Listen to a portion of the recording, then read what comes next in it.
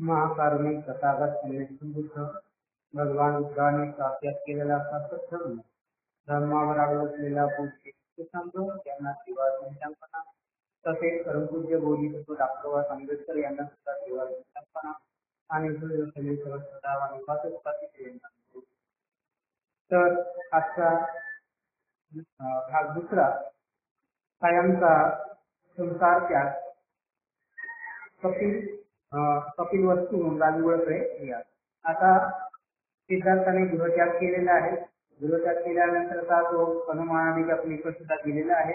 आज आपण काल पाहिला पण आता कपिल वस्तू सोडल्यानंतर सिद्धार्थाने मगध देशाची राजधानी आहे राजगुरू येथे जाण्याचा सिद्धार्थाने काय केला आहे विचार केला आणि तिथं जो मगध राजा आहे त्याला ती दिल्लीचा राजा तो राज्य करत असतो आणि त्याच्यामध्ये मोठमोठे तत्वज्ञान किंवा विचारवंत असे राजगृहामध्ये निवासन बनवलेले असतात.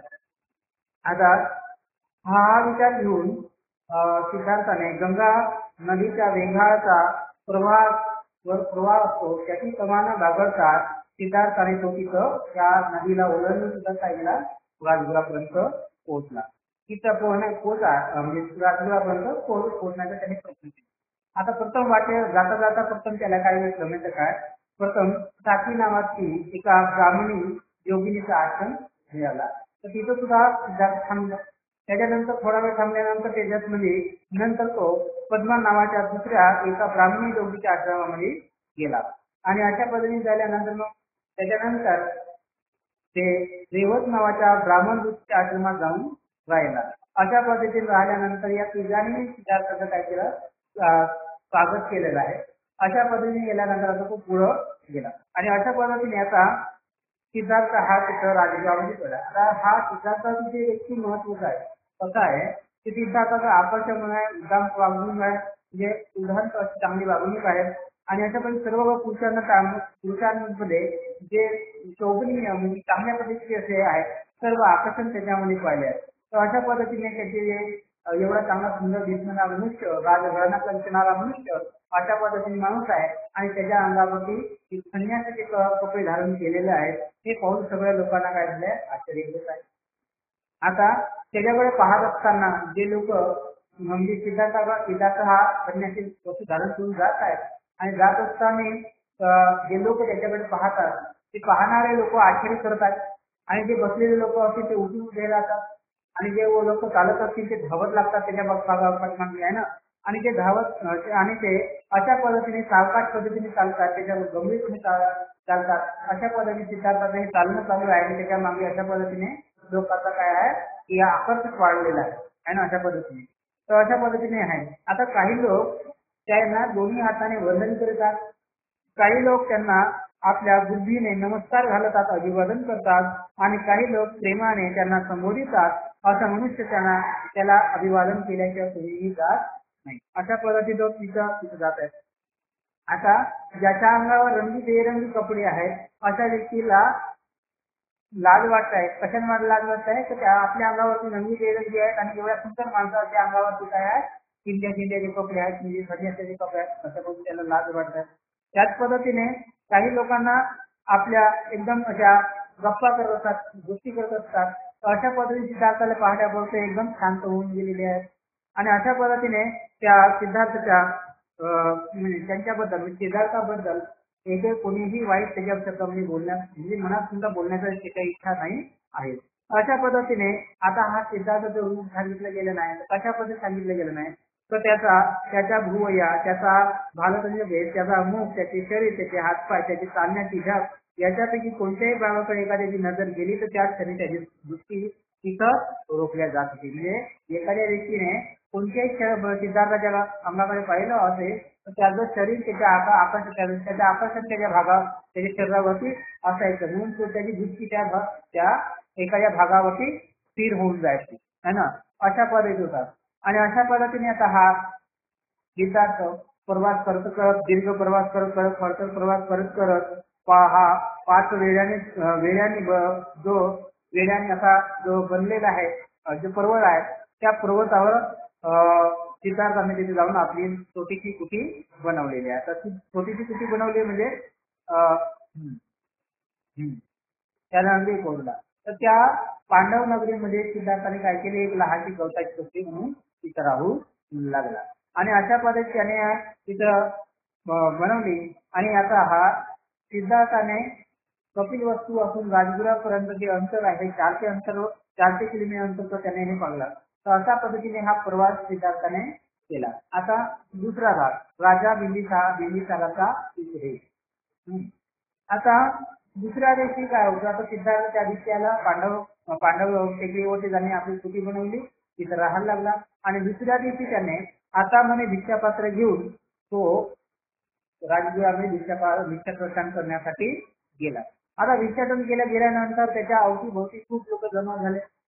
आता खूप लोक अवतीभोवती झाल्यानंतर हा राजाने आपल्या खिडकीतून पाहिलं की खूप लोक एका ठिकाणी जमलेले दिसतात. अशा पद्धतीने पाहिल्यानंतर राजाने या प्रचंड गर्दीकडे पाहून राजाने आपल्या सेवकाला विचारलं की तिकडे काय चालू आहे. अशा पद्धतीने मांडल्यानंतर आता त्या सेवकाने काय सांगितलं, तर ज्याच्याबद्दल ब्राह्मणाने असे वहित केले होते की हा एक तर उत्तम ज्ञान प्राप्त करणारा होईल किंवा या पृथ्वीचा सम्राट होईल, हाच तो शाक्याचा पुत्र आहे ना सिद्धार्थ, त्याला पाहण्यासाठी लोकांची गर्दी जमलेली आहे असं त्याने त्या सेवकाने सांगितलं राजाला. तर असं सांगितल्यानंतर राजाने लगेच त्या सेवकाला सांगितलं की जा त्याच्याकडे जा, त्याचा पाठलाग कर, तो कुठं राहतो याचा ठाव ठिकाणा मला येऊन सांग. अशा पद्धतीने त्या राजाने त्या सेवकाला सांगितलं. त्याच्यानंतर तो सेवक गेला आणि सेवक गेल्यानंतर त्याचा पाठलाग करत राहिला, जिथे जिथे भिक्षा करत आहे. तर आज सिद्धार्थ आहे संतपतीने आपलं भिक्षाटन घेतलं, जे ते घेतलं, घ्यायला लागला.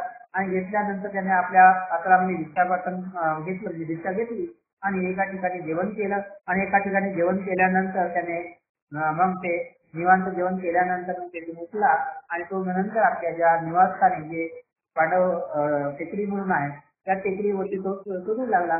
अशा पद्धतीने चढू लागल्यानंतर हाय सुद्धा त्याच्या पाठीपाठी सेवक जात आहे.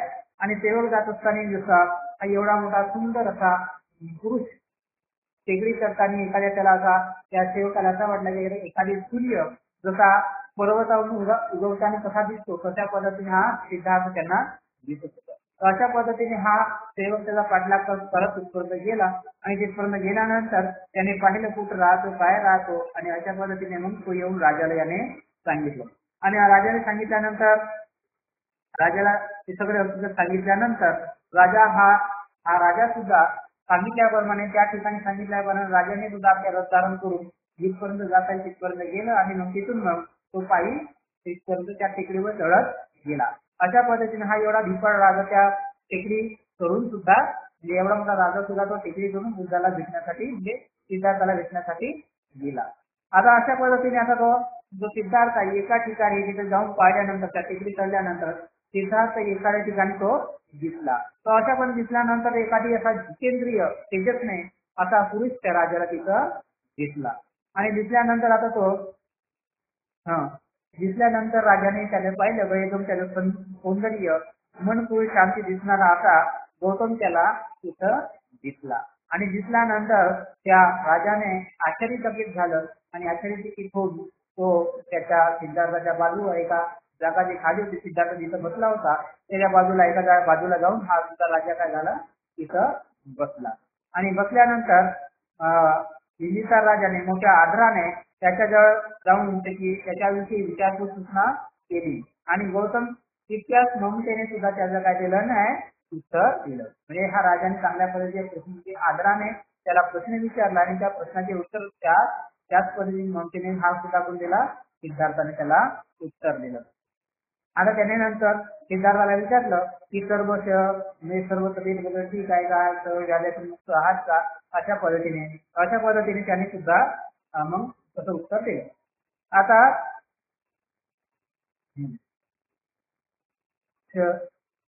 बिंबिसार राजा सिद्धार्थाला म्हणतो की बाळ तुझ्या कुटुंबाची माझी दूढ माहिती आहे आणि ती वंश परंपरागत ती अजूनही चालत आलेली आहे.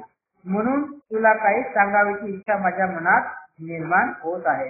म्हणून माझे शब्द तू शांततेने काय कर, नीट शब्द लक्षात घे. अशा पद्धतीने सांगितलं. ज्याच्या सूर्यापासून आरंभ झाला असा तुझा वंश आहे. म्हणजे काय म्हटलं नाही, त्यांना म्हटलं नाही तू सूर्यवंश म्हटलं नाही गौतम ना, अशा पण ज्याचा सूर्यापासून वंश झाला असा तुझा वंश आहे आणि अशा पद्धतीने तिचा चांगली सिद्धता मिळवलेली आहे. म्हणून काही सांगावशी अशी माझ्या मनामध्ये इच्छा आहे. अशा पद्धतीने म्हणून हा म्हणून सर्व विसंगत अशा राजापेक्षा सर्वस्वी संन्यासाचे जीवन जगताना हा तुझा निर्णय मला म्हणजे तुझं जीवन जे संन्यासाचं जीवन जगताना मला तुला काही सांगावं असं वाटत आहे. अशा पद्धतीने तुझे अवयव आता इथं राजा काय म्हणतो, तुझे अवयव रक्तचंद्रांना सुगंध घेण्यासारखे आहेत. रक्त हे जाळीभर वस्त्र करण्यासारखे नाही. म्हणजे तुझं शरीर आहे हे जे तुझे शरीर आहे सुंदर वस्त्र धारण करण्यासाठी आहे. असे जाडभर म्हणजे संन्यासाचे वस्त्र धारण करण्यासाठी तुझं शरीर नाही. अशा पद्धतीने त्याने म्हटलं. तुझ्या हाताने म्हणजे प्रजाजनाचे रक्षण व्हावे, पण तुझ्या हातामध्ये आता काय आहे, भिक्षापात्र आहे, हे तुला सोबत नाही. अशा पद्धतीने म्हटलं. त्यानंतर तुला सौजन्य असा युवक आहे, तुला तुझ्या वडिलांचे राज्य नसेल तर काय म्हटलं नाही, तू तुझे जे असा युवक आहे, तुला तुझ्या वडिलांचे राज्य नसेल तर काय कर, माझ्या अर्ध्या राज्याचा तू काय कर, स्वीकार कर. असं बिंबिसार राजाने म्हटलं. तू युवक आहे, चांगला तुझे रक्षण करण्यासाठी करू नाही अशा पद्धतीने म्हटलं नाही. तू या गोष्टी भोगण्यासाठी नाही, म्हणजे संन्यास भोगण्यासाठी नाही आहे, तर तुला एक राज्य करण्यासाठी झाला आहे. म्हणून तुझ्या वडिलांचे राज्य नसेल, तुला पाहिजे असेल तर तू माझे राज्य काय कर, अर्धे राज्य घे. अशा पद्धतीने म्हटलं नाही. आणि याप्रमाणे तू याप्रमाणे जर तो स्वीकार केला तर तुझ्या आत्मजन्याला काय होईल, सुखकर होईल, म्हणजे तुझ्या आत्मजन्याला सुख भेटल. अशा पद्धतीने राजाने सांगितलं. म्हणून खऱ्या सज्जनाचं सहायता बनणे हे मूळ स्वभाव आपला आहे. म्हणजे अशा पद्धतीने म्हटलं नाही की सज्जन व्यक्ती आहे तो दुसऱ्या सज्जनाची काय करतो, मदत करतो आणि हे खरा धर्म त्याचा असतो. अशा पद्धतीने त्याने म्हटलं. परंतु तुझ्या वंश अवयवामुळे तुला जर ते पटत नसेल, म्हणजे तुला या गोष्टी जर पटत नसेल, तुझ्या वंशाचा अभिमान या गोष्टी पटत नसेल, तर तू काय कर, माझ्यावर तुला विश्वास नसेल वाटत तर तू काय कर, माझे अगणित सैनिक आहे त्याचा तू स्वीकार कर आणि शस्त्र घेऊन एखाद्या ठिकाणी काय कर, विजय मिळव आणि त्या ठिकाणी तुझं राज्य निर्माण कर. अशा पद्धतीने म्हणजे काय म्हटलं नाही की माझे सैनिक घेऊन जा आणि तू एखाद्या ठिकाणी काय कर, तुला ज्या भूमीमध्ये राज्य करायचं आहे तिथं तू युद्ध कर आणि तिथं ती काय कर, जिंकून राज्य निर्माण कर. अशा पद्धतीने तू त्याचा भावी लाग. तर अशा पद्धतीने म्हटल्यानंतर म्हणून माझ्या ज्या गोष्टीचा स्वीकार कर, धर्म, संपत्ती आणि सुख या नियमाचा सर्वांना तू म्हणजे काय म्हटलं नाही, तू कोणत्या गोष्टीचा कर, धर्म, संपत्ती आणि सुख या नियमांना सुद्धा तू काय कर, पालन कर. म्हणून प्रेम आणि इतर गुण यांना तू अनुसरणाचे जीवन हे 3 उद्दिष्ट तू धारण करावे. कोणते, धर्म, संपत्ती आणि सुख या 3 गोष्टीचा तू काय कर, धारण कर. कारण जेव्हा माणसे मरतात तेव्हा केवळ या जगापुरता त्याचा अंत होतो. इथं काय म्हणलं, जेव्हा माणसं मरतात तेव्हा या जगातून त्याचा काय होतो, अंत होतो. म्हणून तू आता हे 3 उद्दिष्ट आहेत. हे 3 उद्दिष्ट फलित करण्यासाठी सगळे व्यक्तित्व काय आहे, कामाला लागलेलं आहे. म्हणजे सगळे माणसं काय करतात, या 3 उद्दिष्ट धारण करण्यासाठी, कोणत्या, धर्म, संपत्ती आणि सुख याची संपूर्ण करण्यासाठीच मानवाचा काय आहे, मुख्य उद्देश चाललेला आहे. तर अशा पद्धतीने तुझ्या धनुष्याची काय कर, दोरी खीच आणि तुला तुझे 2 भाऊ आहेत याला निरुपयोगी राहू देऊ नको आणि या पृथ्वीवरती काय 3 लोक्यावरती सुद्धा तू काय करशील, राज्य करशील. म्हणजे अशा पद्धतीने जे शास्त्र धारण केला या इथे या पृथ्वीवर नाही तर 3 लोक्याच्या भूमीमध्ये सुद्धा काय करतील, राज्य निर्माण करतील. असे म्हणून मी हे तुला प्रेमामुळे म्हणजे माझ्या प्रेमळ म्हणता उद्धटपणाने मागत नाही. म्हणजे मी हे तुला जे सांगत आहे ते मी प्रेमळ भावनामुळे सांगत आहे, उद्धटपणामुळे सांगत नाही. म्हणून माझ्यावर अनुकंपा करून हे तू स्वीकार कर. कारण तुझं ते म्हणजे पाहून वैराग्य पाहून माझ्या डोळ्यातून काय येतात, आसू येतात. अशा पद्धतीने राजाने म्हटलं. म्हणून यासाठी जगण्याची तुझा सौंदर्य म्हणजे तुला हे जगण्यासाठी जे दिलं आहे तर अशा पद्धतीने हे तुझं जीवन जगण्यासाठी तुला भेटलेलं नाही. तुझं सौंदर्य, तुझं जे आहे एक राजा विलासाचं भोगण्यासाठी तुझा आहे. अशा पद्धतीने त्याचा या सुखाचा उपयोग केला. म्हणून वृद्ध माणसाने, इथे काय म्हणतो राजा, वृद्ध माणसाने धर्माचे पुण्य मिळू शकतो. सुख भोगायच्या दृष्टीसाठी त्याला वृद्धकाळ अजून आलेला नाही. म्हणजे आता सुख भोगाच्या दृष्टीने वृद्धकाळ काळात असहाय्य असतो. म्हणजे त्याला जो म्हातारा असतो त्याला सुख, हे सुख म्हणजे राज्याचं सुख भोगण्याला काय आहे, तो असहाय्य असतो. तर अशा पद्धतीने तरुण म्हणजे सुख हे तरुणासाठी आहे आणि संपत्ती हे महेश्वरासाठी आहे आणि धर्म हा कोणासाठी आहे, वृद्धासाठी आहे, म्हणजे म्हाताऱ्या माणसासाठी आहे. काय म्हटलं नाही, हे जे राजभोगाचं सुख आहे हे कोणासाठी आहे, तरुण माणसासाठी आहे. संपत्ती कोणासाठी आहे, मध्यमवर्गीयासाठी आहे आणि म्हातारपण हे धर्म पालन करण्यासाठी आहे. अशा पद्धतीने राजाने त्याला सांगितलं. म्हणून या जगामध्ये तुला जे यौवन आहे, या यौवनाचा धर्म, यौवनाचा जो आहे, हे जे यौवन आहे त्याचा उपयोग करून तो आपल्या सुखभोगापासून दूर राहण्याचा प्रयत्न केला तर त्याला करू नको. अशा पद्धतीने म्हणलं नाही, तुझ्या यौवनाला, तुला यौवन पण भेटलाय, तुला तरुण पण भेटलाय, त्याचा सुखभोग घ्यायचा प्रयत्न, त्याला ताडण करण्याचा प्रयत्न करू नको. अशा पद्धतीने सांगितलं. आता उद्धवाची प्रवृत्ती चिंतेकडे घेऊन जात असेल म्हणून गंभीर आणि शांत राहण्याच्या तत्परतेने फारसे आयाम न करता अपर्यायी विकार रहित होते आणि लज्जा हे आहे त्याची कारण. आता वृद्धकाळ असताना माणसाच्या गावात अनेक प्रकारचे विकार निर्माण होतात आणि मग त्याला हे सुख म्हणजे हे भौतिक सुख आहे हे त्याला घेता येत नाही. त्याच्यावेळी त्याने जर धारण केलं तर एक प्रकारचं ते काय लज्जा निर्माण झाल्यासारखं. अशा पद्धतीने त्याने सांगितलं. म्हणून तुझे हे चंचल आहे, तुझे शरीर चंचल आहे, तुझे जे बाहू आकर्षित आहेत, अशा या म्हणून तुझी या नैसर्गिक याच्यावरती म्हणजे या भूवंतावरती तुझी काय अधिपत्यता निर्माण करा. अशा पद्धतीने विचार सांगितला. अशा पद्धतीने हा जो सुदूर म्हणजे बिंबिसाराच आहे, अशा पद्धतीने त्यांना सांगतो की तुझं आता हे जे वय आहे हे कशासाठी आहे, सुख भोगण्यासाठी आहे आणि अशा पद्धतीने तू सुख भोग केलं पाहिजे. कारण जो धर्म आहे हा म्हाताऱ्या माणसासाठी आहे, सुख भोगणं हे तरुण माणसासाठी ठेवलं आहे. तर अशा पद्धतीने तुला जर आणखी काय धर्म कार्य करायचं असेल तर तुझ्या जे पूर्वीच्या वंशपराप्रमाणे यज्ञ करतात तर करू शकतो. काय म्हणजे राजाही बनू शकतो, संपत्ती सुद्धा होऊ शकते आणि तुला धर्मिक कार्य करण्यासाठी यज्ञही करू शकतो. अशा पद्धतीने परंपरा आहे. तर अशा पद्धतीने आपलं तुझं जे काही धारण करायचं, धैर्य धारण करायचं, धार्मिक धैर्य, तर अशा पद्धतीने यज्ञ करून सुद्धा तू आपलं धैर्य काय करता धारण करू शकतो. अशा पद्धतीने त्या राजाने त्याला समजावलं. म्हणजे समजलं काय, तर राजाने त्याला सांगणं काय की तू काय कर, संपत्ती आणि राजघराणं याचा काय कर शुभभोग आणि तुला धार्मिक कार्य करायचे म्हणजे तुझ्यामध्ये तुझे धार्मिक कार्य करून एखादी इच्छा पूर्ण करायची असेल तू यज्ञ करून सुद्धा तू काय करता ते करू शकतो. अशा पद्धतीने त्या राजाने त्याला सिद्धार्थाला समजवायचा प्रयत्न केला. आता दुसरा गौतमाचे बिंबिसारात उत्तर पूर्वार्धात. आता याप्रमाणे मगधच्या राजाने बिंबिसाराने इंद्राप्रमाणे आणि खमीर शब्दामध्ये त्यांना उपदेश केला, परंतु ते ऐकल्यावर राजपुत्र काय डळमळला नाही. म्हणजे एखाद्या गंभीरपणे पद्धतीने काय केला की उपदेश केला. अशा पद्धतीने असल्यानंतर तो काय डळमळला नाही, पर्वताप्रमाणे असम राहिला.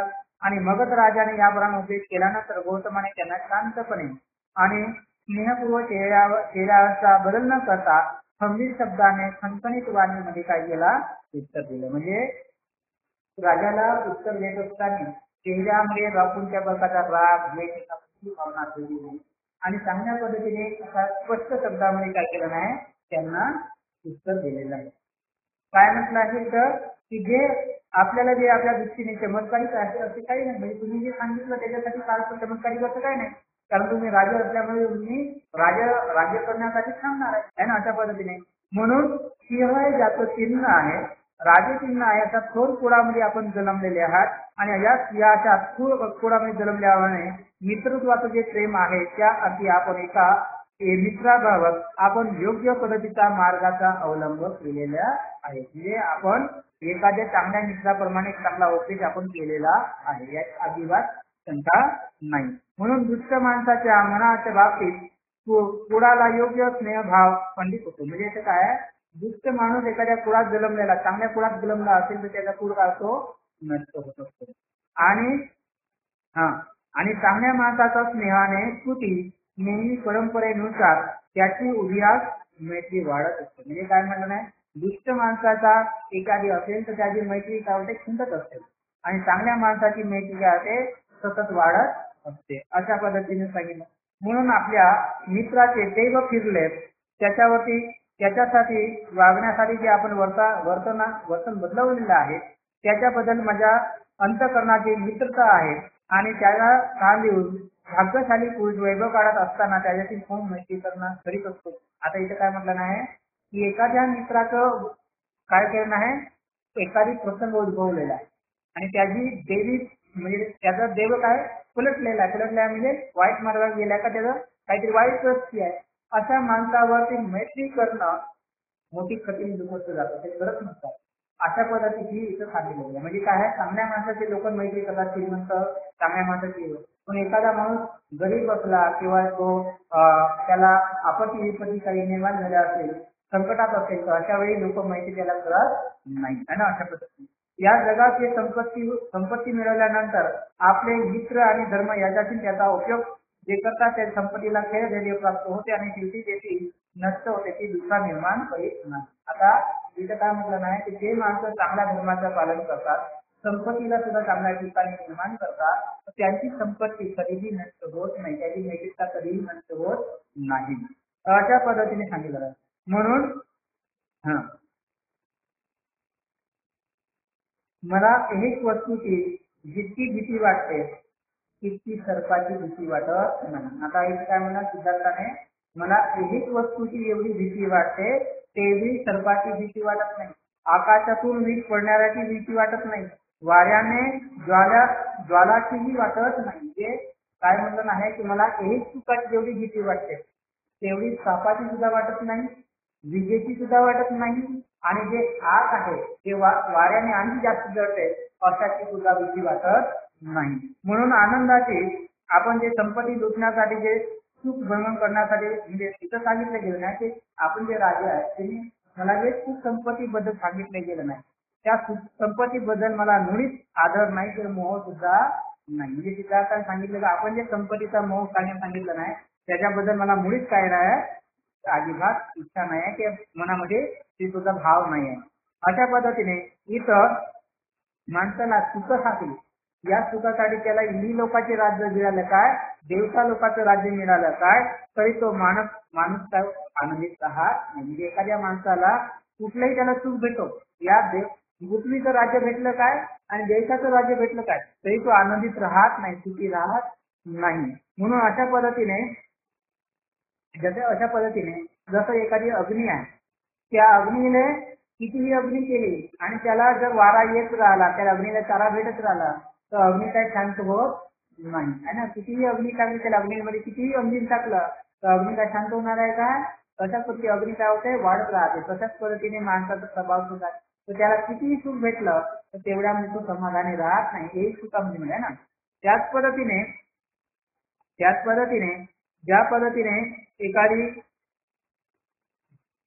एखादी सागर आहे आणि एखादी सागर आहे, त्या सागराला कितीही नदी आल्या तरी सागर तृप्त होत नाही, त्याच्यामध्ये कितीही पाणी येऊ द्या तरी सागर काही भरत नाही. तशाच पद्धतीने माणसाचा स्वभाव आहे की त्याला कितीही वस्तू भेटली, कितीही संपत्ती भेटली तरी तो काही समाधानी होत नाही. अशा पद्धतीने त्यांना संपत्तीचं सांगितलं.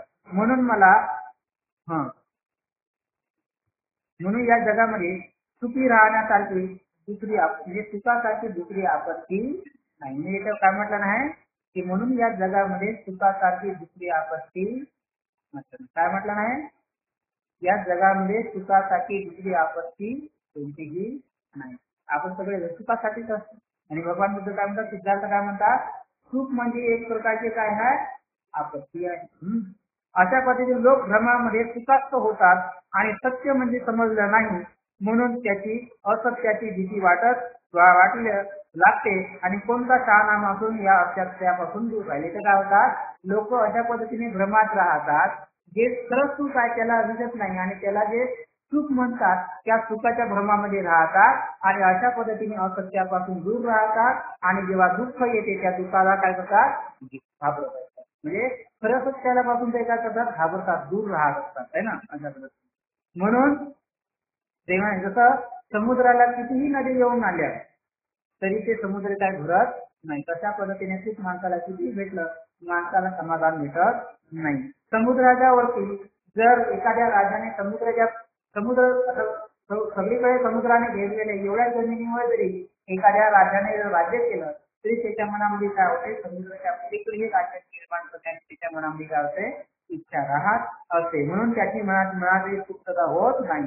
आता आकाशातून कितीही प्रवृत्ती झाली तरी त्या खंडावर जिंकले तरी जसं आकाशाने या पृथ्वीवरती जेवढे काही राज्य आहेत तेवढं राज्य जरी कोणाने आक्रमण केलं तरी त्याची विषयाची आसक्ती कमी होणार नाही. एखाद्या माणसाने त्याला कितीही राज्य मिळालं तर त्याची आसक्ती काही कमी होणार नाही.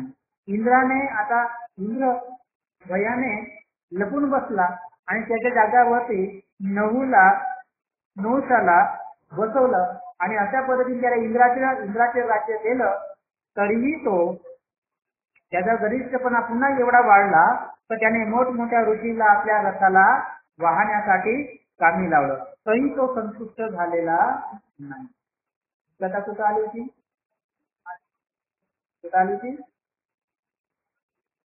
क्रांती आणि प्रतिक्रांती टाकलं ना.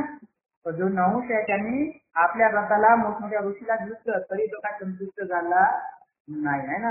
अशा पद्धतीने त्याला कितीही भेटलं तर तो काय संतुष्ट होत नाही. म्हणून इतर साध्य करण्यासाठी जे आपले जीवन अर्पण करतात आणि चिंध्याचे कपडे धारण करतात, कंदमुळे खातात आणि पाणी हे ज्याचे अन्न आहे आणि लांब जटा फिरतात, अशा पद्धती धारण केलेल्या लोक अशा ऋषी मुनीला सुद्धा त्याने जिंकले तरी त्याला काही समाधान मिळालं नाही. म्हणजे अशा पद्धतीने जे ऋषी मुनी राहतात त्याला कोणती संपत्तीची आवश्यकता नाही.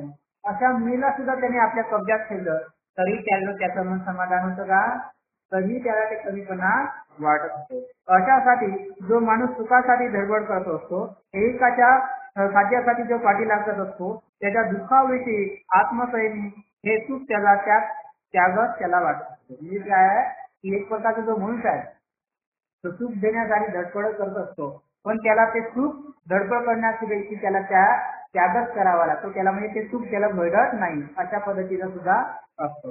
साठी इथं सांगितलं नाही की जो माणूस यश प्राप्ती करण्यासाठी म्हणजे सुख प्राप्ती करण्यासाठी संपत्ती जमा करतो आणि हे संपत्ती जमा केल्यानंतर त्याला इच्छा त्याची पूर्ण होत नाही, पुन्हा संपत्तीच्या आधाराचा तो गरम करतो आणि अशा पद्धतीने जे करायचं नाही ते करत राहतो आणि अशा पद्धतीने काळतो शेवटी दुःखाला बळी पडतो. म्हणजे एखादा माणूस सुखासाठी संपत्तीच्या मार्गाला कोणत्यातरी काहीतरी गोष्ट प्राप्त करण्यासाठी लागतो पण त्याला ते करता त्याला असे अनेक प्रकारचे अनेक काम करावं लागतात आणि नंतर तो काय करतो, दुःखाला बळी पडतो. कशासाठी? सुखी राहण्यासाठी. पण तो सुखी राहत नाही. मग कष्ट करून मिळवलेले आणि तुम्हाला फसवून जिथं आपली परत इथं म्हणलं नाही जो व्यक्ती कष्ट करून मिळवतो आणि जे फसवून लोकांना सुख मिळवतो अशा ठिकाणी एखादा शहाणा माणूस कधीही हे काय करणार नाही, ग्रहण करणार नाही, ते घेणार राहणार नाही. तर शहाणा माणूस त्याच्यामध्ये पडणार नाही. म्हणजे जे काही संपत्ती आहे ते संपत्ती काय आहे, ते शहाणा माणूस जे हमेशा दुःखामध्ये पाहते असा शहाणा माणूस त्या संपत्तीला ग्रहण करणार नाही. अशा पद्धतीने सांगितले. म्हणून ज्या वासना आहेत म्हणजे ज्या वासना आहेत ते काय करतात, सारख्याच घडतच राहत असतात. जसं गवतामध्ये जे काही एखाद्या जसं ज्या वासना आहेत या वासना कधी शांत राहत नाही. ते काय करतात, सतत घडतच राहतात. जसं एखाद्या ज्वाला असतात त्या पद्धतीने घडतच राहतात. म्हणजे सुख आहे जो माणूस भिरकावून टाकतो आणि सुखल्याप्रमाणे आहे आणि राज्य लोक त्याचा उपयोग केल्यापासून आपली विश्वाच्या सुखामध्ये आत्मसे माणसाला समाधान लागते. म्हणून जे माणसं या राज्य लोकांच्या किंवा कोणत्या लोकांमध्ये राहत नाही, समाधानाकडे राहत असतात, ते सतत काय करतात, सुखी राहत असतात. म्हणून सुखात रममाण होण्यापेक्षा हे सुखामध्ये रममाण झाल्यामुळे अनेक प्रकारचे संकटे काय होतात, येतात आणि विनाकारण वासनावर त्याच्यावरती काय होतात, आक्रमण करत राहतात. अशा प्रकारच्या सुखामध्ये आत्मसंयम माणसाला मिळत नाही. म्हणजे मनाला शांतता मिळत नाही. म्हणजे इथं सांगायचं तात्पर्य काय आहे की आपण जे भौतिक संपत्ती जमा करतो आणि त्या संपत्तीचा सुख घेण्याचा प्रयत्न करतो पण ते संपत्ती आपल्याला काय सुखी करू शकत नाही. ते पुन्हा काय करते, आपल्या विषयाकडे म्हणजे संपत्तीकडे विषय वासनेकडे पुन्हा घेऊन जाते आणि माणूस पुन्हा काय होतो, दुःखी राहत असतो. तर अशा पद्धतीने सांगितलं हा.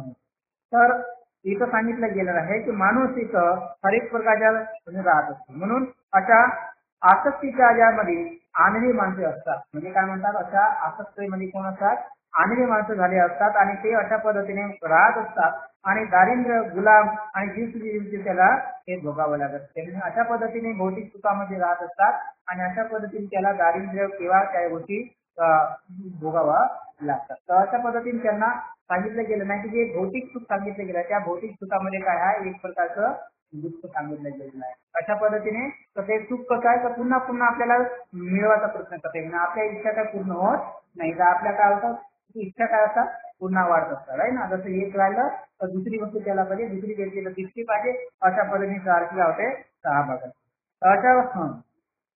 अशा पद्धतीने तहान काही भागले जात नाही. अशा माणसाची, जो माणूस सुखामध्ये राहतो, भोगविलासामध्ये राहतो, अशा माणसाची तहान काही भागल्या जात नाही. आणि त्याच्या तहान भागल्या नाही म्हणजे त्याला सतत अनेक प्रकारचे काय असतो लागत असतो. आता इकडे दुसरी गोष्ट, तर आपण बरेचसे लोक काय करतात, राजाने सांगितलं की एवढं मोठं राज्य निर्माण कर. आता माणसाला गरज किती आहे इथं सांगतात. इथं सिद्धार्थ म्हणतो, माणसाला एवढं मोठं राज्य असल्यानंतर त्याची गरज पाहिलं तर केवढी गरज असते. एखादी जी गरज आहे, एखादी घर असतो, एवढं त्याचं राज्य एवढं मोठं राहते, पण राज्यामध्ये कितीतरी घर असतात, पण त्याला राहण्यासाठी एकच घराची आवश्यकता असते, आहे की नाही. एवढं मोठं घर असले, एवढं मोठं महल जरी असलं, त्याच्यामध्ये कितीतरी म्हणजे हे असले, म्हणजे बेड असले, बेड म्हणजे त्याला सिंहासन आहे ना, असे कितीतरी असले, पण त्याला एकाच सिंहासनाची काय असते आवश्यकता भागत असते. त्याच्याकडे कितीही कपडे असले तर त्याला गरज एकाच कपड्याची लागत असते. अशा पद्धतीने येते असते. तर अशा पद्धतीने एवढं अवढव्य राहून सुद्धा त्याला कोणत्याही तेवढ्या गोष्टीची गरज पडत नाही. म्हणून समाधानी माणसाला आहे तो थोडक्या गोष्टीमध्ये काय होतो, समाधानी राहत असतो. म्हणून समाधानी राहणे हे काय आहे, उत्तम आहे. अशा पद्धतीने सिद्धार्थ त्यांना सांगतो. म्हणून जसा एखादा व्यक्ती पित्त किंवा तापाने फणफण करत आहे आणि अशा पद्धतीने त्याला एक चांगल्या पद्धतीने शीतल असं काहीतरी पदार्थ दिलं तर त्याला काय वाटते, सुख वाटते आणि अशा पण त्याला आनंद भोगतो आणि तो अशा पद्धतीने त्याला आनंदाचा नाव देतो. म्हणजे एखादा मन तापाने आहे आणि तापाने असल्यानंतर त्याला एखादी थंड पदार्थ दिलं तर त्याला काय वाटते, सुख वाटते आणि अशा पद्धतीने त्या गोष्टी तो काय म्हणतो, सुख म्हणत राहतो. अशा पद्धतीने तो म्हणत राहतो. ज्यावरती हे सुख आहे, हे चंचल आहे, त्यांना हे नाव देऊन त्या सुखभोगापासून पुन्हा दुःख निर्माण येत असते. म्हणजे अशा पद्धतीने जे आपण सुख म्हणून घेत असतो तर ते सुख काही निरंतर राहत नाही, त्या सुखाला नंतर काय होते, दुःख निर्माण राहत असते. तर अशा पद्धतीने काय आहे, एक गोष्ट गेली तर दुसरी गोष्ट निर्माण असंच राहते. म्हणून चिरकाळपर्यंत कोणतीही राहत नाही. आता तर काय होतं आणखी सांगितलं नाही, जसं आपण एखाद्या वेळी भरपूर कपडे घालले आहे ना, आपण शरीरावरती भरपूर कपडे घालले तर ते काय होतात, थंडी म्हणजे आपल्याला सुखराय निर्माण करतात. पण उन्हाळ्यामध्ये ते काय करतात, आपल्याला दुःख राय निर्माण करतात. म्हणजे आपण जे कपडे सुद्धा आहे ना, एका ठिकाणी ते सुख निर्माण करते तर दुसऱ्या ठिकाणी काय करत आहे, दुःख निर्माण करते. जसं आपण स्वेटर टाकतो ना, स्वेटर टाकल्यानंतर थंडीमध्ये आपल्याला चांगलं वाटतं, बरं वाटतं, सुख काही वाटते. पण उन्हाळ्यात आपण जर गरमीमध्ये ते स्वेटर टाकत काय होते, दुःख निर्माण होते ना. अशा पद्धतीने सांगितलं गेलं. त्याच पद्धतीने जसं उन्हाळ्यामध्ये अशा पद्धतीने आपल्याला काय होते, त्याच पद्धतीने आपल्याला एखाद्या गोष्टीचा फायदा तोटा वगैरे अशा पद्धतीच्या अनेक प्रकारच्या गोष्टी येतात, परंपरा असतात. हा एक विवाहाचा अविभाज्य भाग आहे. म्हणून कोणताही मनुष्य सुखी नाही किंवा दुःखी नाही. आता आपण जे काही करतो त्या दुकानामध्ये एखादी व्यवसाय जरी करत असलं तर कधी कधी सुख, कधी फायदा, कधी तोटा, कधी सुख, कधी दुःख अशा पद्धतीचं आपल्याला निर्माण होतो. म्हणून काय आहे, या जगामध्ये कोणीही परिपूर्ण सुखी नाही, कोणीही परिपूर्ण दुःखी नाही. अशा पद्धतीचे हे दोन भाग इथं असतात. म्हणून राजा होणे अधिक व्यापक आणि जबाबदार स्वीकारणे, आणि म्हणून राजा सारखा मोठा दुःखी कोणी नाही. आता सिद्धार्थ काय म्हणतात की राजा बनल्याने अधिक व्याप करतो, अधिक संपत्ती त्याला मिळते आणि अधिक संपत्तीमुळे त्याचा अधिक काय होतो, व्याप वाढतो. म्हणून राजासारखा दुःख कोणी नसतो. आणि हे मोठी दुःख असतात, कारण राजाला एखाद्या कुंडीप्रमाणे बांधलेला असतो. म्हणून जगासाठी त्याला हा सगळा त्रास सहन करावा लागायचा. म्हणजे जो एखादी राजा असला त्याला जे सुख दिसते पण त्या एखाद्या कुटुंबांप्रमाणे तो आहे आणि त्याला काय आहे की सगळ्या जगाचा त्रास त्याला भोगावा लागतो. म्हणून हे राजपथ जाण्याची भीती सुद्धा त्याला असते आणि राजपथ जाण्याची भीती सुद्धा असल्यामुळे त्याला कपटीपणाचे वर्तन सुद्धा त्याच्यावरती निर्माण. म्हणजे काय होतं की राजाला एक काय आपलं राज्य जाईल म्हणून तो काय करतो, राज्य न गेले पाहिजे म्हणजे कपटीपणाची वृत्ती सुद्धा त्याच्या मनामध्ये निर्माण होत असते. आणि राजाची निष्ठा तर तो राजा दुर्दैवी असतो. आता राजाने आपल्या प्रजेवर निष्ठा आणि जिल्हा चुकी धरला तर त्यालाही दुर्दैवी होते. कधी कोणता राजा कोणत्याही गोष्टी त्याच्यावर आक्रमण करता काय सांगता येत नाही. अशा पद्धतीने उलट राजाचं सुख सुद्धा काय आहे एक मोठ्या प्रमाणात दुःख आहे. अशा पद्धतीने या पृथ्वीवरती जेवढं काय जिंकल्यानंतर फक्त एका शहराचा वापर होतो. आता या एखाद्या राजाने पूर्ण पृथ्वीला जिंकलं तरी एका शहराचा वापर होईल. एका शहरात झाल्यानंतर एका घराचाच वापर राहील. एका घराचा झाल्यानंतर एका बेटाचा वापर होईल. एका बेटाचा झाल्यानंतर एकाच वस्त्राचा वापर होत राहील. अशा पद्धतीने याला खूप मोठं जर राज्य असलं तरी त्याला आवश्यक गरजा किती आहे म्हणजे छोट्याशा आहे. अशा पद्धतीने आहे. म्हणून अशा पद्धतीने राज्यपद सुद्धा काय आहे नाही. म्हणून समाधान लाभले तर या सगळ्या गोष्टीची गरज आपल्याला वाटणार नाही. म्हणून एखाद्या व्यक्तीला समाधान मिळालं तर त्याला काही हे राज्याची गरज लागणार नाही. तर समाधान मिळालं तर सगळ्या गोष्टी मिळतील. म्हणून हे राज्य मिळण्यापेक्षा समाधान मिळालं पाहिजे अशा पद्धतीने. म्हणून समाधानाचा जो मंगल आहे ज्याला सापडला तो सुखाच्या बाबतीत कधीही फसणार नाही. काय म्हटलं नाही तर समाधानाचा मार्ग ज्याला सापडला तो कधीही या भानगडीत सापडणार नाही. याच्यामध्ये कधी होणार नाही. आपण मैत्री लक्षात घेऊन विचार नाही करतो की सुखाची काही किंमत आहे का. काय म्हणतात राजाला की आपण जे मैत्री म्हणली मैत्रीच्या भावनेने मी तुम्हाला एक प्रश्न विचारतो, सुखाची किंमत काही आहे का. आहे ना. अशा पद्धतीने म्हणतात मी गृहत्याग केला तर रागाने केला नाही किंवा एखाद्या शत्रूने माझ्यावरती आक्रमण केलं आणि माझी संपत्ती नष्ट केली त्याच्यामुळे केला नाही किंवा एखाद्या स्वर्गप्राप्तीचा हेतू म्हणून आकांक्षा पकडून मी काही गृहत्याग केलेला नाही. हे पिताने त्यांना काय सांगितलं नाही की मी गृहत्याग माझ्या संपत्ती नष्ट झाली म्हणून केलं नाही, माझ्यावर तुम्ही शत्रूने आक्रमण केलं म्हणून केलं नाही, तर मला एखाद्या स्वर्गाची प्राप्ती सारखं असं काही धैर्य करून मी काही गृहत्याग केलेला नाही. तर अशा पद्धतीने एखादा विचारी कोविष्ट सर्पाला एखादा साप सोडून गेल्यानंतर पुन्हा त्याला कोणी पकडणार आहे का. नाही. एखाद्या माणसाने एखाद्या चांगल्या कोविष्ट माणसाला विचारी माणसाला साप पकडलं आणि त्या सापाला सोडून गेल्यानंतर पुन्हा तो व्यक्ती तो माणूस त्या सापाला पकडायला जाईल का नाही जाणार आहे ना. तशाच पद्धतीने एखाद्या पेटलेल्या गवताच्या अग्नीतून तो वाचलेला आहे पुन्हा त्या अग्नीमध्ये तू परत उडी घ्यायसाठी जाणार आहे का नाही. तर अशा पद्धतीने एखाद्याने या ऐन सुखाचा त्याग केल्यानंतर पुन्हा राहणार मनुष्य ऐन सुखाच्या मध्ये जाईल का अशा पद्धतीने म्हटलं. म्हणून जो माणूस जोडा असून आंधळा बनण्याचं काम करेल काय आहे ना. ज्याला स्वतंत्र असा असून सुद्धा तो एखाद्या बंधनात जाण्याचा प्रयत्न करेल काय आहे की नाही.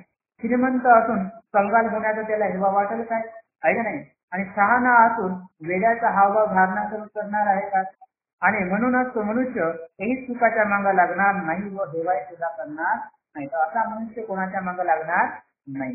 तर म्हणून हे माझ्या मित्रा भिक्षेवर गुजरण करणं याला तीव करण्यासारखं नाही. पण या जगामध्ये उत्कृष्ट समाधान त्याच्यात आहे. इथं सिद्धार्थाने काय म्हटलं नाही भिक्षा मागणे याच्यात तीव करू नका कारण त्याच्यामध्ये समाधान आहे ना. अशा पद्धतीने समाधान आहे पूर्ण शांतता मिळते आणि त्याच्या दृष्टीने परलोकातील सर्व दुःख काय होतात नष्ट होतात. म्हणजे इथं सर्व दुःख या भिक्षा मागल्याने काय होतात नष्ट होतात. तर परंतु संपत्तीवान माणूस असून लोभिष्ठ आहे. आता इथं काय म्हणलं नाही संपत्तीवान माणूस लोभिष्ठ आहे त्याला या जगात शांतीचा समाधान लाभायचं नाही पण परलोकातही सुद्धा काय आहे दुःख त्याला मिळेल. म्हणून माझी टीव केली जाणं हे काय आहे चालू म्हणजे माझी टीव करण्यापेक्षा करू नका. म्हणून मला जे सांगितलं ते आपण चरित्र आपला जीवन मार्ग आणि आपले कुल याला सोबत आहे. म्हणजे सिद्धार्थाने सांगितलं तुम्ही जो मला उपदेश केलाय ते तुमच्या जीवनचर्याचा तुमच्या राजकीयाला काय आहे शोभून आहे पण माझा निश्चय काय आहे वेगळा आहे. तो माझा निश्चय माझा जीवन मार्ग माझे कुल यांना शोभेल असं नाही. म्हणजे अशा पद्धतीने सिद्धार्थाने सांगितलं नाही तुम्ही जे काय सल्ला दिला हे तुमच्या कुळाला, तुमच्या चरित्राला, तुमच्या राजेपणाला काय आहे शोभा देते, पण तो मी जे धारण करायला आहे त्याला काय तो शोभा देत नाही, म्हणजे माझ्या कुळाला काय शोभा देणार नाही. अशा पद्धतीने सिद्धार्थ गौतमाने त्याला सांगितले. आता दुसरं उत्तर म्हणजे आता एक पूर्वार्थ लागला, आता उत्तरार्थ. आता जगातील कलह यामुळे मी घायाळ झालेलो आहे. सिद्धार्थ पुन्हा काय म्हणतात, जगात जो कलह आहे यामुळे काय झाला आहे, मी घायाळ झालो आहे आणि शांतता मिळण्याच्या इच्छेने मी काय केलं आहे, बाहेर पडलेलो आहे. जगात जे काही कलह आहे त्यामुळे मी दुःखी झालो आहे, माझं अंतःकरण दुःखाने आला आहे, म्हणून मी ते शांत करण्याच्या इच्छेने काय झालं आहे, बाहेर पडलो. मी त्याला शोध घेण्याच्या इच्छेने मी इथं झाला. म्हणून मला या पृथ्वीचे राज्य काय, पण या सर्व लोकांचे राज्यही मी अपेक्षा करत नाही. म्हणून अशा पद्धतीने सिद्धार्थाने सांगितलं की मी या जगामध्ये शांतताची निर्माण करण्यासाठी मी बाहेर पडलेलो आहे, म्हणून मला या पृथ्वीचं राज्य काय, स्वर्गाचं राज्य भेटलं तरी ते मी स्वीकार करणार नाही. आणि महाराज हे 3 पुरुषार्थ पाठपुरावा करणे हे सर्वोच्च उद्देश होय असे आपण जे म्हणतो. आता 3 पुरुषार्थ जे सांगितलं ते सर्व उद्देश सांगितले आहे, मला त्याच्याबद्दल इच्छा आहे असं मला वाटत नाही, म्हणजे ते मला योग्य असे वाटत नाही. तर त्या राजाने 3 पुरुषार्थ कोणते सांगितलं, कोणते करा सांगितलं होतं, 3 पुरुषार्थाचे तुम्ही धारण करा. कोणतं, सत्ता, संपत्ती आहे नाही आणि सुख, म्हणजे जे काही धर्म, संपत्ती आणि सुख, अशा पद्धतीने हे 3 पुरुषार्थ सांगले आहे.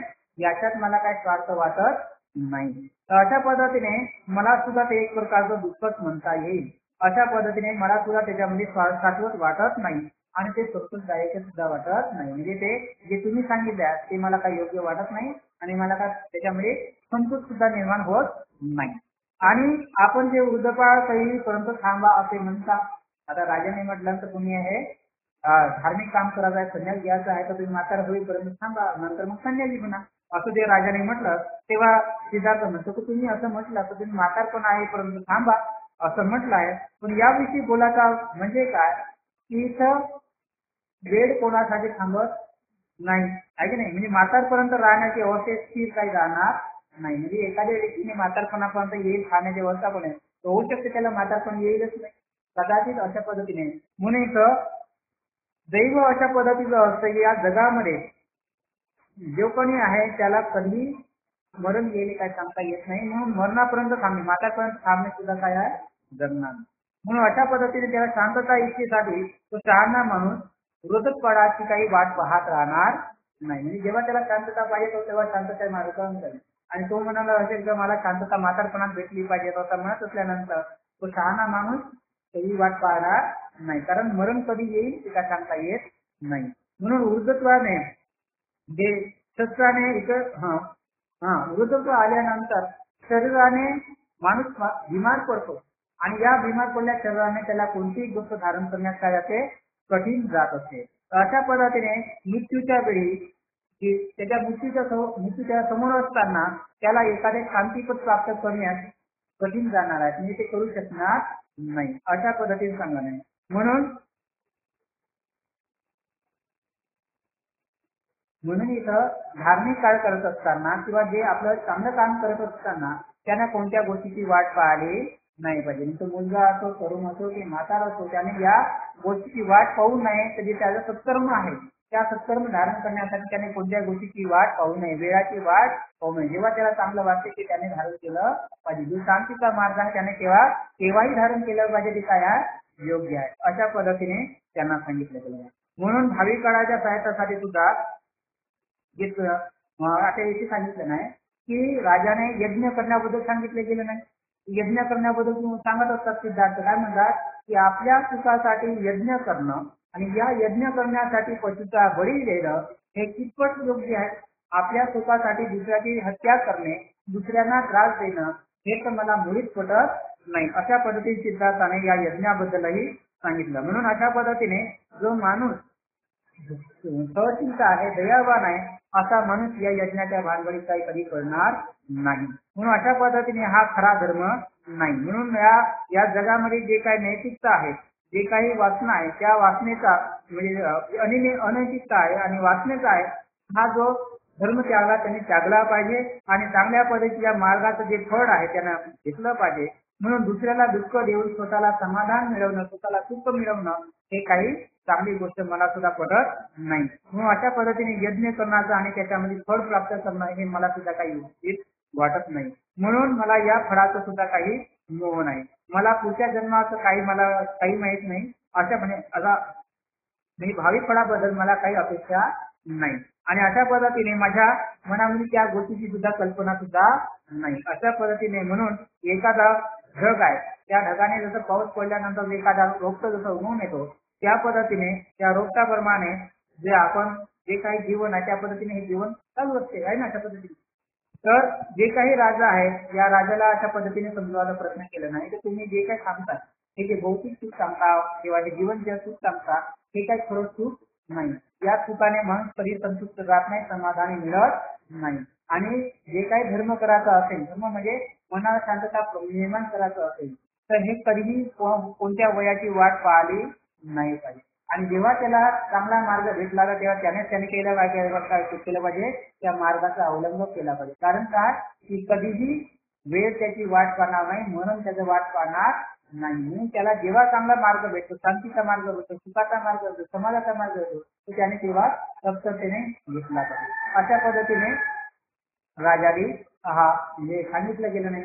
अशा पद्धतीने राजांना हा उपदेश केला आणि राजांना उपदेश केल्यानंतर राजाने ऐकलं. त्यांचा जो निर्णय आहे स्थिर आहे तो काही आपल्या समूहाचा त्याग करण्यासाठी मुळीच त्याग दिसत नाही. अशा पद्धतीने राजाने त्याला वंदन केलं आणि तो राजा मग तिथून आपल्या सेवकासमोर राजवाड्यात निघून गेला. अशा पद्धतीने तो राजवाड्यात निघून. आता दुसरा शांततेची वार्ता. आता इकडं काय झालं की सिद्धार्थ राजगृहामध्ये त्या टेकडीवर होता. तशा वेळी काय झालं त्याच्याकडे 5 परिवाजक येऊन आले. त्या प्रवचकांनी त्यांना विचारलं की तुम्ही गृहत्याग कसा केला. त्यावेळी त्या सिद्धार्थाने त्या 5 परिवाजकाला सांगितलं तर अशा पद्धतीने गृहत्याग केला.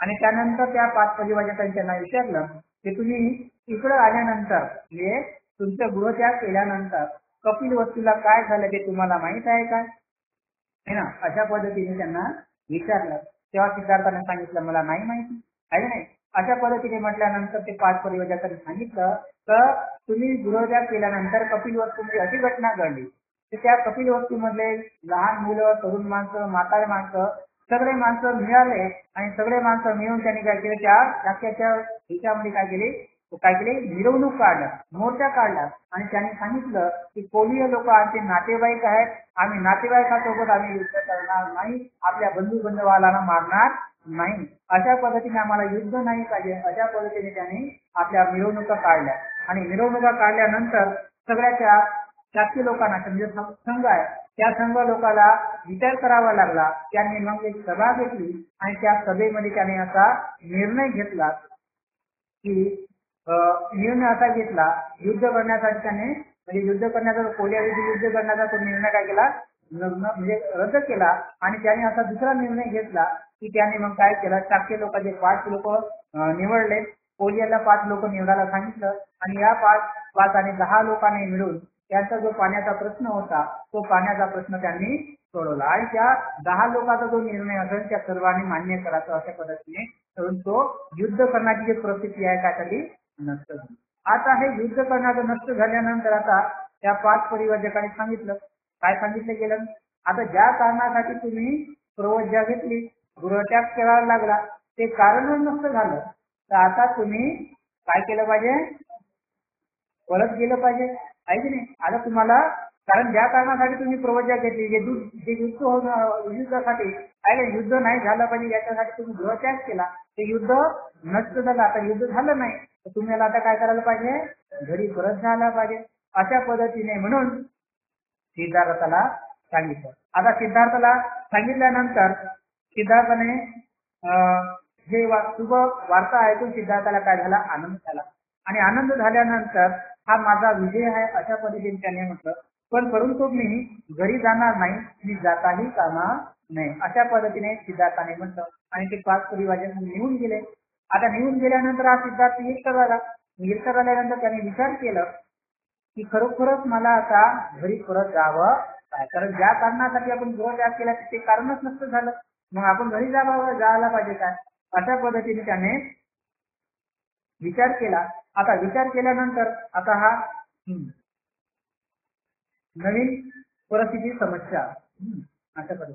आता ते 5 परिवारजक त्यांना सोडून गेले. त्याने ही बातमी सांगितली. आता सांगितल्यानंतर सिद्धार्थ हा एकटाच राहिला. एकटाच राहिल्यानंतर तो विचार करू लागला. विचार करू लागल्यानंतर त्याने विचार केला की आता आपण करायला काय पाहिजे, कारण जे कारण होतं ते कारण तर नष्ट झालं. अर्थातील वस्तूमध्ये जो भांडण होतं आहे ना शक्य लोकांचं ते नष्ट झालं. मग आता आपण परत जावा का, हा विचार त्याच्या मनामध्ये निर्माण झाला. तर त्यावेळी सिद्धार्थाने जेव्हा विचार केला तेव्हा त्याने पाहिलं तर सरती अशी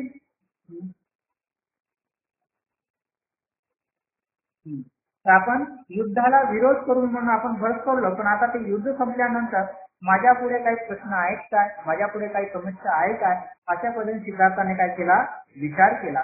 आणि अशा पद्धतीने विचार केल्यानंतर थोड चिंतन केल्यानंतर थोड विचार केल्यानंतर त्याला असं दिसून आला युद्ध हे काही समस्या नाही. आता जे कोरियाचं युद्ध आहे ते काही समस्या नाही. ते फार मोठ्या युद्धाचा म्हणजे फार मोठ्या कलहाचा एक छोटासा भाग आहे. म्हणजे जे काही शाक्ती आणि कोरियाचं युद्ध झालं तर हे युद्ध काय आहे, एक मोठ्या जगामध्ये काय आहे, खूप मोठ्या प्रमाणात कलह आहे जो आहे ना, खूप मोठ्या प्रमाणामध्ये अशांतता आहे आणि हा कलह आहे, भांडण आहे, युद्ध आहे. तर या जगामध्ये एवढं मोठं भांडण चालू आहे आणि शाक्याचं आणि कोरियाचं हे युद्ध आहे, हा या युद्धाचा एक छोटासा भाग आहे. अशा पद्धतीने सिद्धार्थाने जाणलं. अशा पद्धतीने जाणल्यानंतर त्याने पाहिलं की या जगामध्ये कोण आहे, कलह चाललाय. राजे लोक एक राजा दुसऱ्या राजासोबत काय आहे, भांडत आहे, लढत आहे. आपल्या घरातले लोक म्हणजे पती पत्नी एकमेकांसोबत भांडत आहेत. आई म्हणजे सीता आणि पुत्रामध्ये भांडण चालू आहे. अशा पद्धतीने घरातल्या समस्या सुद्धा आहेत, राजवाड्याच्या समस्या आहेत आणि जिकडं तिकडं पाहिल्यानंतर काय आहे, कलह चालू आहे. तर हा कलह कसा नष्ट झाला पाहिजे असं त्यांना म्हटलं. म्हणून सिद्धार्थाला वाटलं की आपली समस्या काही संपली नाही. तर आपल्या समस्येला काय केलं नाही, आणखी विराट रूप धारण केलेलं आहे. आता विराट रूप धारण केलं आहे म्हणजे काय केलं आहे, ही समस्या आता मोठी झाली आहे, छोटी नाही आहे ना. अशा पद्धतीने ती मोठी समस्या झाली आहे. म्हणून अशा पद्धतीने सिद्धार्थाने विचार केला की आपल्याला गृहत्याग करायला वापस, म्हणजे आता जे गृहत्याग केला आहे ते गृहत्याग आपण सोडलं पाहिजे की नाही सोडलं. अशा पद्धतीने सिद्धार्थाच्या मनामध्ये तो विचार झाला आणि म्हणून त्याने म्हटलं की वर्गामध्ये संघर्ष आहे, परिवारामध्ये संघर्ष आहे आणि या संघर्ष या जगाने पूर्ण व्यापलेला आहे. म्हणून त्या संघर्ष या संघर्षाने कोणाचे घर सुद्धा सुटलेले नाही. म्हणून अशा पद्धतीने आपण काय केलं पाहिजे, या समस्येचं उत्तर शोधून काढलं पाहिजे. आणि अशा पद्धतीने त्या समस्येचा उत्तर शोधण्यासाठी पुन्हा सिद्धार्थाने वाटलं की आपण आता याचा मार्ग शोधून काढला पाहिजे. म्हणून सामाजिक तत्वापैकी त्या मार्ग स्वीकारणं त्याला शक्य आहे काय, तर प्रत्येक तत्व तपासून पाहणं त्याने निश्चय केला. आता त्याने पाहिलं का हा ती समस्या आहे, जगाची समस्या आहे, संघर्षाची समस्या आहे, कलहाची समस्या आहे, हे समस्या सोडवण्याचा आपण प्रयत्न केला पाहिजे.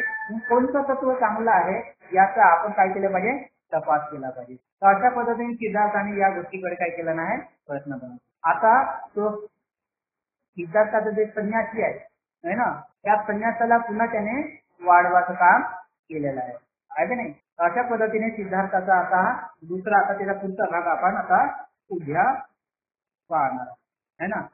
ठीक आहे.